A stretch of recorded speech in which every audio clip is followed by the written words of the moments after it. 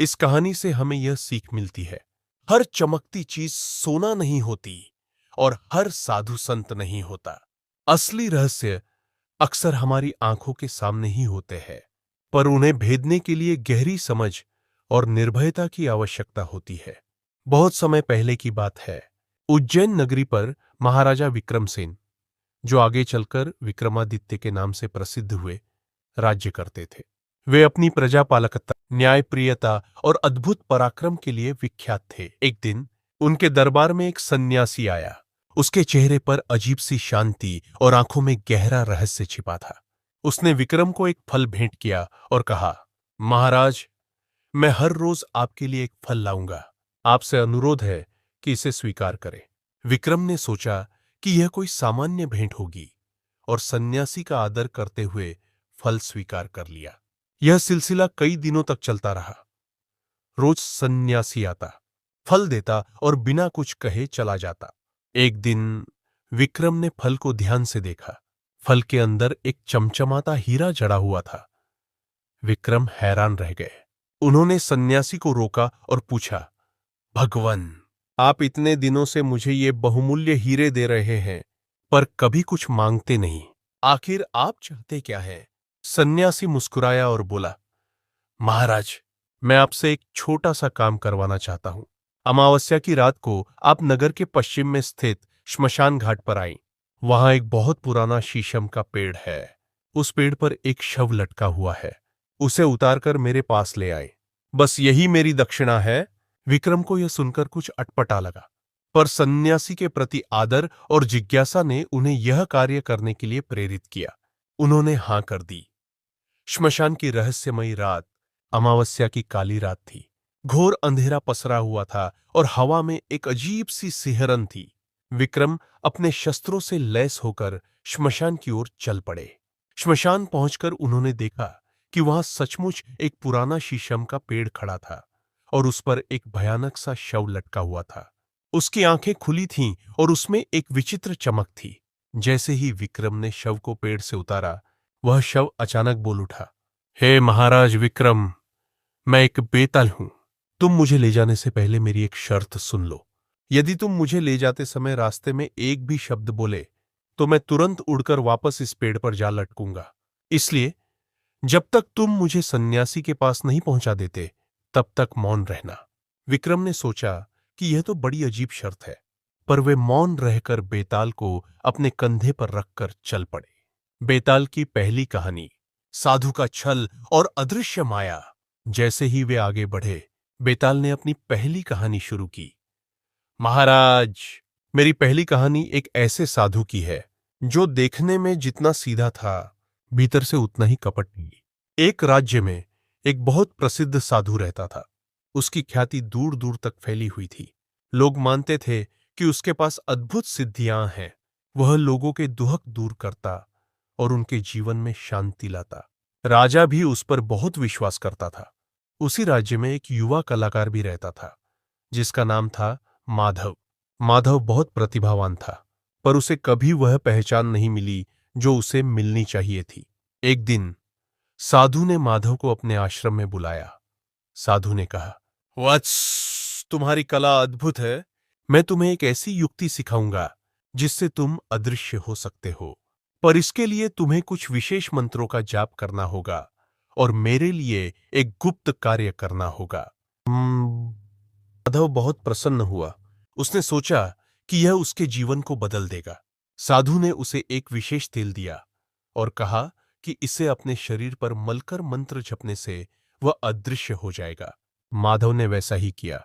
वह अदृश्य हो गया और इसकी शक्ति देखकर दंग रह गया। साधु ने अब माधव को अपना गुप्त कार्य बताया। उसने कहा, राज्य के शाही खजाने में एक बहुत ही कीमती नीलम है। मैं चाहता हूं कि तुम उसे अदृश्य होकर मेरे लिए ले आओ। माधव पहले तो हिचकिचाया, पर अदृश्य होने की शक्ति के लालच में वह मान गया। माधव ने शाही खजाने से नीलम चुरा लिया और साधु को दे दिया। साधु नीलम पाकर बहुत प्रसन्न हुआ, पर उसकी आंखें कुछ और ही दर्शा रही थीं। माधव ने देखा कि साधु ने नीलम को एक गुप्त स्थान पर छिपा दिया और उसके चेहरे पर एक कुटिल मुस्कान थी। अगले दिन जब माधव ने फिर से अदृश्य होने की कोशिश की तो वह असफल रहा। तेल और मंत्र अब काम नहीं कर रहे थे। वह समझ गया कि साधु ने उसे धोखा दिया है।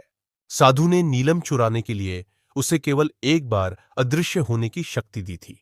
बेताल ने कहानी खत्म की और पूछा, हे विक्रम, अब तुम मुझे बताओ कि इस कहानी में सबसे बड़ा अपराधी कौन है?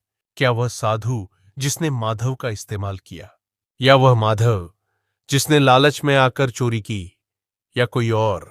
और इस पूरे घटनाक्रम में सबसे बड़ा रहस्य क्या है? विक्रम को कहानी सुनकर क्रोध आया। उन्होंने तुरंत उत्तर दिया, निश्चित रूप से सबसे बड़ा अपराधी वह साधु है। उसने अपनी धार्मिकता का ढोंग रचाकर एक भोले भाले कलाकार का इस्तेमाल अपनी बुरी नीयत पूरी करने के लिए किया। उसने न केवल माधव को धोखा दिया, बल्कि राजा और प्रजा के विश्वास को भी तोड़ा। माधव ने लालच में आकर गलती की, पर उसे साधु ने बहकाया था। सबसे बड़ा रहस्य यह है कि साधु ने उस नीलम का क्या किया और उसकी असली मंशा क्या थी। क्या वह नीलम केवल धन के लिए था, या उसकी कोई और भी मायावी शक्ति थी जिसे साधु जानता था? जैसे ही विक्रम ने उत्तर दिया, बेताल हंस पड़ा और बोला, महाराज, तुम बोल पड़े, अब मैं वापस जाता हूं। और इतना कहकर वह उड़कर वापस शीशम के पेड़ पर जा लटका। विक्रम ने हार नहीं मानी। वे फिर से पेड़ पर चढ़े, बेताल को उतारा और उसे अपने कंधे पर रखकर मौन होकर चल पड़े। बेताल की दूसरी कहानी, छाया का जाल और अनबुझा लालच। बेताल ने फिर से कहानी शुरू की। महाराज, सुनो मेरी दूसरी कहानी, जो एक मायावी छाया और मानवीय लालच की है। एक घने जंगल में एक बहुत ही प्राचीन और रहस्यमयी झील थी। लोगों का मानना था कि उस झील के पानी में नहाने से व्यक्ति अमर हो जाता है, पर यह केवल एक किंवदंती थी। असली रहस्य कुछ और ही था। उस झील के किनारे एक जटाधारी तपस्वी रहता था, जो बहुत ही शक्तिशाली जादूगर था। उसने झील के चारों ओर एक अदृश्य मायावी जाल बुन रखा था। इस जाल में जो भी फंसता था, उसकी छाया झील में समा जाती थी, और उस छाया को जादूगर अपनी इच्छानुसार नियंत्रित कर सकता था। एक दिन एक बहुत ही धनी और लालची व्यापारी, जिसका नाम था धनपति, उस जंगल से गुजर रहा था। उसने अमृता की किंवदंती सुनी और सोचा कि क्यों न इस झील के पानी से स्नान किया जाए। वह बिना किसी को बताए झील में उतर गया। जैसे ही वह पानी में उतरा, उसकी छाया उससे अलग होकर झील में समा गई। धनपति को कुछ पता नहीं चला। वह खुशी खुशी वापस लौट गया। लेकिन कुछ दिनों बाद धनपति ने महसूस किया कि उसका भाग्य उससे रूठ गया है। उसके व्यापार में लगातार घाटा हो रहा था। उसकी पत्नी बीमार पड़ गई और उसके मित्र उससे दूर हो गए। वह हर जगह दुर्भाग्य से घिरा हुआ था। उसे समझ नहीं आ रहा था कि ऐसा क्यों हो रहा है। असल में तपस्वी ने धनपति की छाया पर नियंत्रण कर लिया था। वह छाया के माध्यम से धनपति के हर कार्य को बाधित कर रहा था। वह धनपति को मानसिक रूप से परेशान कर रहा था, ताकि वह अपनी सारी संपत्ति छोड़कर जंगल में वापस आए और तपस्वी के चरणों में गिरे। तपस्वी का उद्देश्य धनपति की पूरी संपत्ति हड़पना था। धनपति के पास अब कुछ भी नहीं बचा था। वह निराश होकर उसी जंगल की ओर लौट पड़ा। वह झील के किनारे पहुंचा और वहां तपस्वी को ध्यान करते हुए देखा। तपस्वी ने अपनी आंखें खोली और मुस्कुराते हुए कहा, आखिर तुम आ ही गए। मैं जानता था तुम आओगे। बेताल ने कहानी समाप्त की और पूछा, हे विक्रम, इस कहानी में सबसे बड़ा अपराध कौन है? क्या वह तपस्वी जिसने छल किया, या धनपति जिसका लालच उसे इस हालत में लाया? और इस पूरी घटना में सबसे बड़ा भ्रम क्या है? क्या धनपति की अज्ञानता कि उसकी छाया ही उसकी पहचान थी, या अमरता की किंवदंती का जाल? विक्रम ने कुछ देर सोचा। इस बार सवाल अधिक जटिल था। उन्होंने कहा, बेताल, इस कहानी में सबसे बड़ा अपराधी निश्चित रूप से तपस्वी है। उसने अपनी मायावी शक्तियों का दुरुपयोग करके एक व्यक्ति को बर्बाद किया, उसकी लालच का फायदा उठाया। धनपति लालची था, लेकिन तपस्वी ने जानबूझकर उसे इस जाल में फंसाया। सबसे बड़ा भ्रम यह है कि लोगों ने अमृता की किंवदंती को सच माना, जबकि असली जाल तो उस छाया का था। यह एक मनोवैज्ञानिक जाल था, जहां व्यक्ति की पहचान, उसकी ऊर्जा, उसकी सफलता उसकी छाया से जुड़ी थी। जिसे तपस्वी ने चुरा लिया था। तपस्वी का लक्ष्य केवल धन नहीं था, बल्कि किसी के जीवन पर पूर्ण नियंत्रण प्राप्त करना था। विक्रम के उत्तर देते ही बेताल फिर हंसा और बोला, वाह महाराज, तुम फिर बोल पड़े। मैं फिर वापस जाता हूं। और वह फिर से उड़कर पेड़ पर जा लटका।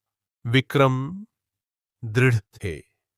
वे फिर से पेड़ पर चढ़े, बेताल को उतारा और उसे अपने कंधे पर रखकर बिना बोले आगे बढ़ते रहे। बेताल की तीसरी कहानी, आत्मा का स्थानांतरण और अदृश्य शत्रु। बेताल ने अपनी तीसरी और सबसे रहस्यमयी कहानी शुरू की। महाराज, यह कहानी एक ऐसे गांव की है जहां हर पूर्णिमा की रात को एक अजीब घटना घटती थी।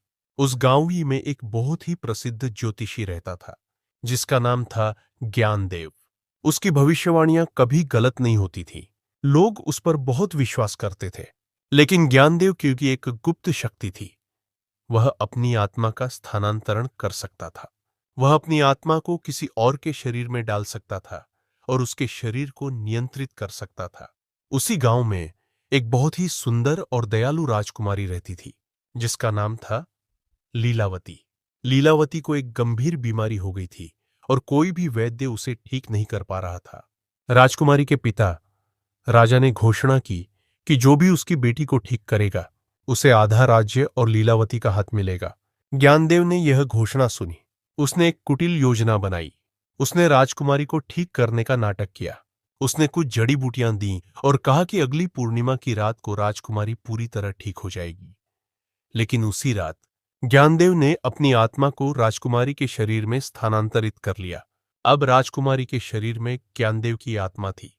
वह बिल्कुल स्वस्थ हो गई। राजा बहुत प्रसन्न हुआ और उसने ज्ञानदेव, जो अब राजकुमारी के शरीर में था, से शादी की घोषणा कर दी। असली राजकुमारी की आत्मा अब ज्ञानदेव के मृत शरीर में फंसी हुई थी, जो कि अचेत पड़ा हुआ था। किसी को इस बात का पता नहीं चला। सभी ने सोचा कि राजकुमारी ठीक हो गई है और ज्ञानदेव ने उसे ठीक किया है। लेकिन राजकुमारी, जिसमें ज्ञानदेव की आत्मा थी, अब गांव में अजीब हरकतें करने लगी। वह पहले की तरह दयालु नहीं थी, बल्कि उसमें एक अजीब सी कठोरता आ गई थी। वह रात में चुपचाप गांव के कब्रिस्तान जाती और कुछ अजीब से अनुष्ठान करती। एक रात गांव के एक बूढ़े साधु ने उसे ऐसा करते हुए देख लिया। साधु ने महसूस किया कि यह राजकुमारी नहीं है, बल्कि कोई और शक्ति उसके शरीर को नियंत्रित कर रही है। उसने अपनी दिव्य दृष्टि से देखा और सत्य को जान गया। ज्ञानदेव ने राजकुमारी के शरीर पर कब्जा कर लिया था। बेताल ने कहानी खत्म की और पूछा, हे विक्रम, इस कहानी में सबसे बड़ा विश्वासघात किसने किया? क्या ज्ञानदेव ने जिसने अपनी शक्ति का दुरुपयोग किया, या राजा ने जिसने अपनी बेटी की असली पहचान नहीं पहचानी? और इस पूरी घटना में सबसे बड़ा अदृश्य शत्रु कौन था, जिसे कोई नहीं देख पा रहा था? क्या वह ज्ञानदेव की शक्ति थी या लोगों की अज्ञानता? विक्रम इस बार चुप रहे। उन्होंने सोचा कि बेताल की कहानियों में हमेशा एक गहरा सबक और एक छिपा हुआ रहस्य होता है। इस कहानी में अदृश्य शत्रु की पहचान करना मुश्किल था। वे बेताल के जाल में नहीं फंसना चाहते थे। उन्होंने गहरी सांस ली और बोले, बेताल, इस कहानी में सबसे बड़ा विश्वासघात ज्ञानदेव ने किया। उसने अपनी शक्ति और लोगों के विश्वास का घोर दुरुपयोग किया। उसने न केवल राजकुमारी के शरीर पर कब्जा किया, बल्कि उसके जीवन और भविष्य को भी छीन लिया। राजा का अपनी बेटी को न पहचान पाना उसकी अज्ञानता थी, लेकिन जानबूझकर किया गया विश्वासघात नहीं। और इस कहानी में सबसे बड़ा अदृश्य शत्रु कोई व्यक्ति या शक्ति नहीं थी, बल्कि अज्ञानता और अंधविश्वास था। लोगों की अज्ञानता कि वे आत्मा के स्थानांतरण जैसी शक्ति को नहीं समझ पाए, और उनका ज्ञानदेव के प्रति अंधविश्वास ही उनका असली दुश्मन था। उन्होंने केवल बाहरी रूप देखा, आंतरिक सत्य को नहीं। यही अज्ञानता उन्हें असली खतरे से अनजान बनाए रखी। जब तक कोई उस बूढ़े साधु जैसा ज्ञानी नहीं आया, तब तक यह अदृश्य शत्रु हावी रहा।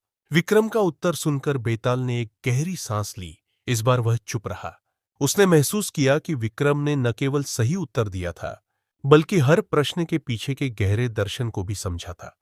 बेताल बोला, महाराज, तुमने मुझे हरा दिया, तुमने न केवल मेरे हर प्रश्न का उत्तर दिया, बल्कि मेरे गूढ़ रहस्यों को भी भेद दिया। तुमने साबित कर दिया कि तुम वास्तव में एक महान और बुद्धिमान राजा हो। सन्यासी का असली रूप। बेताल को लेकर विक्रम सन्यासी के पास पहुंचे। सन्यासी ने बेताल को देखकर प्रसन्नता से सिर हिलाया। उसने विक्रम से कहा, महाराज, आपने मेरा कार्य कर दिया। अब मैं अपनी असली बात बताता हूं। सन्यासी ने अपने माथे पर हाथ फेरा और उसका रूप बदलने लगा। वह सन्यासी अब एक भयानक तांत्रिक में बदल गया। उसकी आंखें लाल थीं और उसके शरीर से एक काली आभा निकल रही थी। तांत्रिक ने कहा, महाराज, मैं एक बहुत शक्तिशाली तांत्रिक हूं। मुझे एक ऐसी सिद्धि प्राप्त करनी है जिसके लिए एक वीर और बुद्धिमान राजा के बलिदान की आवश्यकता है। तुम ही वह राजा हो। मैं बेताल के माध्यम से तुम्हारी बुद्धिमत्ता का परीक्षण कर रहा था। यदि तुम एक भी प्रश्न का उत्तर न दे पाते तो तुम्हारी बलि चढ़ाकर मैं सिद्धि प्राप्त कर लेता। यह सुनकर विक्रम चौंक गए। उन्होंने देखा कि तांत्रिक ने बेताल को एक विशेष मुद्रा में रखा था और कुछ मंत्रों का जाप कर रहा था। तांत्रिक ने बेताल की ओर इशारा करते हुए कहा, और यह बेताल मेरा गुलाम है। मैं इसे आदेश देता हूं कि यह तुम्हारी आत्मा को खींच ले और मुझे सिद्धि प्राप्त करने दे। विक्रम ने तुरंत अपनी तलवार खींच ली। उन्होंने देखा कि तांत्रिक की आंखें बेताल पर केंद्रित थीं और वह मंत्रों में लीन था। विक्रम ने अपनी बुद्धि और फुर्ती का प्रयोग किया। उन्होंने अनुमान लगाया कि तांत्रिक की शक्ति उस बेताल के माध्यम से ही सक्रिय हो रही थी। उन्होंने सोचा कि यदि वे तांत्रिक को सीधे मारते हैं तो शायद बेताल अपनी शक्ति से कुछ और कर दे। एक पल में विक्रम ने तांत्रिक और बेताल के बीच के अदृश्य बंधन को समझ लिया। उन्होंने तुरंत अपनी तलवार से बेताल को मुक्त करने का प्रयास नहीं किया, बल्कि उन्होंने सीधे तांत्रिक पर वार किया, जिससे वह अपने मंत्रों से विचलित हो गया। तांत्रिक के हाथ से बेताल छूट गया। बेताल, जो अब तक तांत्रिक के वश में था, अचानक अपनी असली बेताल शक्ति में वापस आ गया। उसने देखा कि तांत्रिक उसे अपने स्वार्थ के लिए इस्तेमाल कर रहा था। बेताल ने तुरंत अपने मायावी रूप में आकर तांत्रिक को पकड़ लिया और उसे आकाश में उड़ा ले गया। बेताल ने तांत्रिक को एक ऐसी जगह पर फेंक दिया जहां वह कभी किसी को नुकसान नहीं पहुंचा पाएगा। इसके बाद बेताल विक्रम के पास वापस आया और बोला, महाराज, आपने मुझे इस दुष्ट तांत्रिक के चंगुल से मुक्त कराया। आपने अपनी बुद्धिमत्ता और पराक्रम से न केवल अपनी जान बचाई, बल्कि मुझे भी स्वतंत्र किया। मैं आपसे प्रसन्न हूं। जब भी आपको मेरी आवश्यकता होगी, मुझे याद करना। इतना कहकर बेताल अदृश्य हो गया। विक्रम ने राहत की सांस ली। वे समझ गए कि यह पूरी घटना कितनी गहरी और रहस्यमयी थी। वे एक दुष्ट तांत्रिक के जाल से बाल बाल बचे थे और उन्होंने एक बेताल को भी उसकी गुलामी से मुक्त किया था। विक्रम उज्जैन वापस लौट आए। इस घटना ने उन्हें और भी बुद्धिमान और दूरदर्शी बना दिया। उन्होंने जाना कि हर चमकती चीज सोना नहीं होती और हर साधु संत नहीं होता। असली रहस्य अक्सर हमारी आंखों के सामने ही होते हैं, पर उन्हें भेदने के लिए गहरी समझ और निर्भयता की आवश्यकता होती है। आशा है कि यह कहानी आपको पसंद आई होगी।